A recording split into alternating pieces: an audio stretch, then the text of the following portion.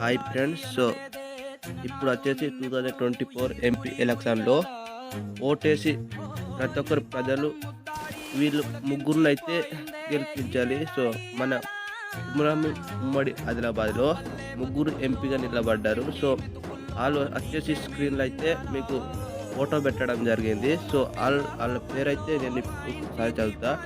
అతరం సక్కుసార్ BRS గుర్తు, గేడం Nagesh BJP కమలం గుర్తు, ఆత్రం సుగ్నక్క కాంగ్రెస్ చెయ్యి గుర్తు. సో ప్రతి ఒక్కరు వీళ్ళైతే మన ఉమ్మడి హైదరాబాద్లో ముగ్గురైతే ఎంపీగా నిలబడ్డారు. సో ప్రతి ఒక్కరు సో వాళ్ళనైతే మనమైతే ఇప్పుడు ఫస్ట్ ఆఫ్ ఆల్ ఓటేసుకొని గెలిపించాలి. సో ఓటేసే సమయం అయితే దగ్గర వచ్చింది.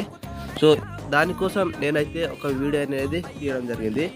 వీళ్ళు ముగ్గురులో ఎవరైతే మన ఆదివాసుల్ని ఆదుకొని సో మనల్ని ముందుకు నడిపిస్తారో వాళ్ళని చూసుకొని మీరు ఓటేయడం.